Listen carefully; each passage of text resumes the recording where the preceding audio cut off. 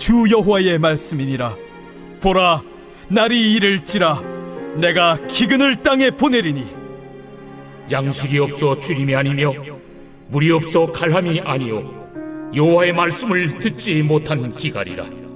사람이 이 바다에서 저 바다까지 북쪽에서 동쪽까지 비틀거리며 여호와의 말씀을 구하려고 돌아다녀도 얻지 못하리니 그날에 아름다운 처녀와 젊은 남자가 다 갈아여 쓰러지리라. 사마리아에 죄된 우상을 두고 맹세하여 이르기를 다나 내 신들이 살아있음을 두고 맹세하노라 하거나 부엘세바가 위하는 것이 살아있음을 두고 맹세하노라 하는 사람은 엎드려지고 다시 일어나지 못하리라.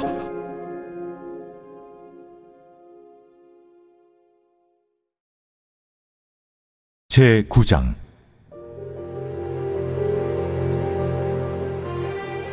내가 보니 주께서 제단 곁에 서서 이르시되 기둥머리를 쳐서 문지방이 움직이게 하며 그것으로 부서져서 무리의 머리에 떨어지게 하라. 내가 그 남은 자를 칼로 죽이리니 그 중에서 한 사람도 도망하지 못하며 그 중에서 한 사람도 피하지 못하리라.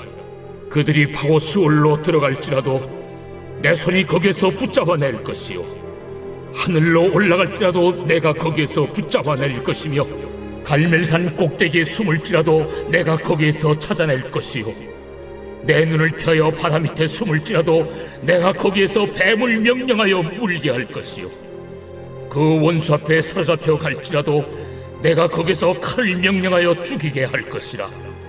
내가 그들에게 주목하여 화를 내리고 복을 내리지 아니하리라. 주 만군의 여호와는 땅을 만져 녹게 하사 거기 거주하는 자가 애통하게 하시며 그 온 땅이 강에 넘친같이 솟아오르며 애굽강같이 낮아지게 하시는 이요 그의 궁전을 하늘에 세우시며 그 궁창의 기초를 땅에 두시며 바닷물을 불러 지면에 쏟으시는 이니 그 이름은 여호와시니라.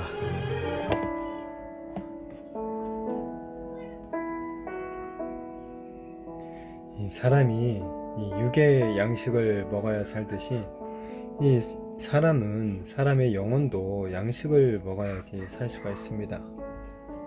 왜 사람이 영의 양식을 먹어야 할까요? 하나님이 사람을 영과 육으로 지으셨기 때문이죠. 영의 사람은 영의 양식인 하나님의 말씀을 먹어야 살 수가 있는 것입니다.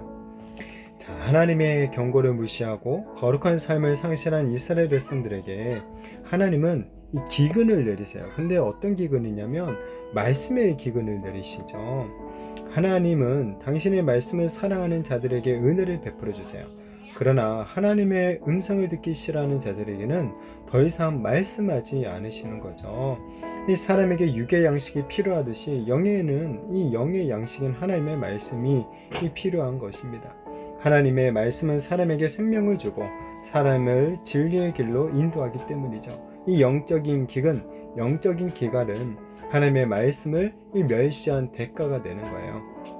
하나님의 말씀을 상실한 자들은 곧 생애의 소망과 비전을 잃어버리고 무기력하게 쓰러지게 되는 거죠. 하나님의 말씀이 이처럼 우리 인생의 진정한 소망이며 진정한 힘이 되는 줄로 믿습니다.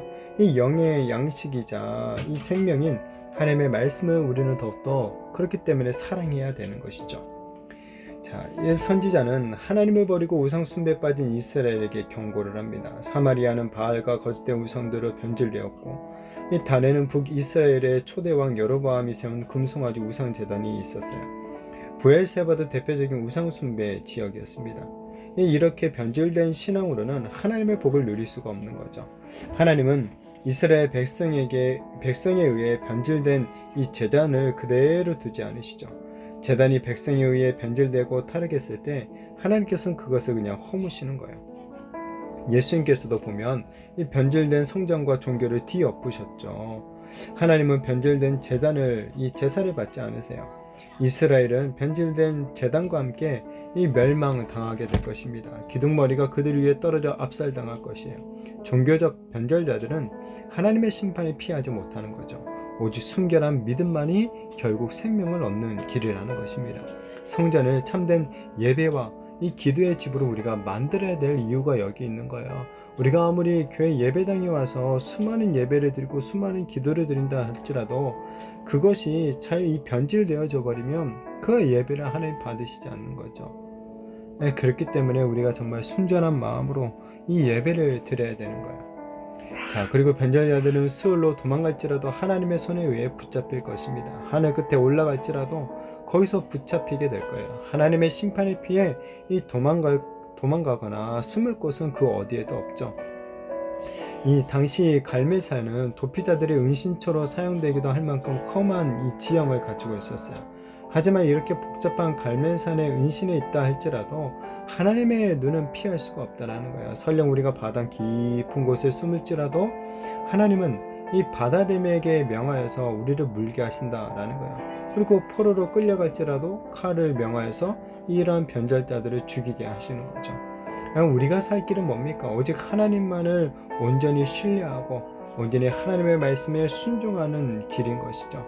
왜냐하면 이 생사화복이라는 것은 우리 인간이 결정하는 것이 아니라 하나님의 손에 달려있기 때문에 그런 것입니다. 인간은 이 자연에 순응해야 되는 피조물에 불과할 뿐입니다. 그러나 이 자연을 만드신 분이 누구십니까? 그리고 그것을 자기 마음 뜻대로 운행하시는 분이 누구십니까? 바로 창조주가 되신 하나님이 되시는 거죠. 하나님은 땅에 홍수를 일으키시며 바닷물을 증발시켜서 이 땅에 비를 내리게 하시는 전능자 창조주가 되십니다. 피조물이 창조주의 말씀에 순복한 것은 이 마땅한 도리인 것처럼 우리들도 하나님의 피조물로서 하나님의 말씀에 마땅히 순종해야 되는 거죠. 하나님은 당신의 말씀을 멸시하고 하나님 대신에 우상을 섬기는 자들에게 반드시 재앙을 내리십니다. 그것은 바로 하나님의 말씀이 들리지 않는 영적인 기근, 영적인 기갈인 거예요. 우리의 영은 하나님의 말씀 없이는 절대 살아갈 수가 없습니다. 말씀의 단절은 곧 영의 죽음을 불러오게 되는 거죠.